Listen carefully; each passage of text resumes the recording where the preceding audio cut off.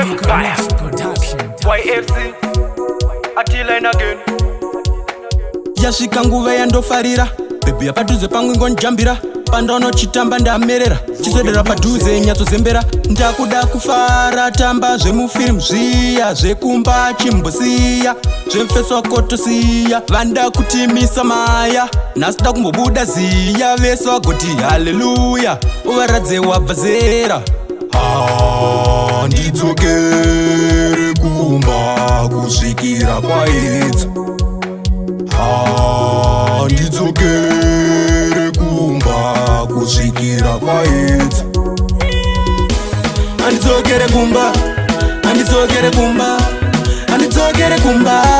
kusvikira kwaedza andidzokere kumba andidzokere kumba andidzokere kumba kusvikira kwaedza andidzokere kumba andidzokere kumba andidzokere kumba kusvikira kwaedza andidzokere kumba andidzokere kumba andidzokere kumba kusvikira kwaedza tamba sokutamba rumba tamba semwana adzingwa kumba swedera kwetongo jamba jamba uchipengereka sewabhema chamba watova changu chikomba takutoda kuvaka newe imba chuyangwa nzimaiti line namalevo tigare tatomaseta ndidzokere kumba kusvikira kwaedza ndidzokere kumba kusvikira kwaedza ndidzokere kumba kusvikira kwaedza ndidzokere kumba kusvikira kwaedza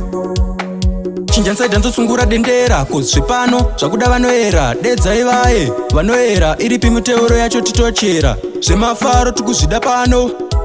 ngavauye kuno takuda kufara kuno empire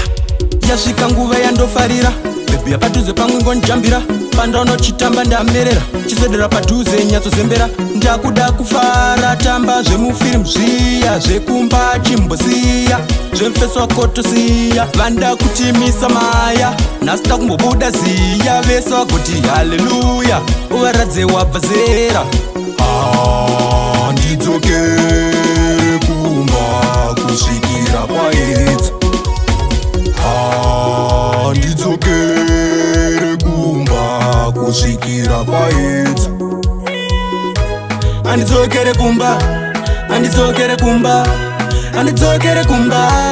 kusvikira kwaedza ona tane mofaya pakuwainisa tobva nyatsostika ndichidzika newe ndichinyatsopuruzira uya watova ruva bebhi yautambe neni kozvepano zvakudai ninewe bebhi tamba sokutamba rumba tamba semwana adzingwa kumba swedera kwetongo jamba jamba uchipengereka sewabhema chamba watova changu chikomba takutoda kuvaka newe imba chuyangwa nzimaiti line namalevo tigare tatomaseta ndidzokere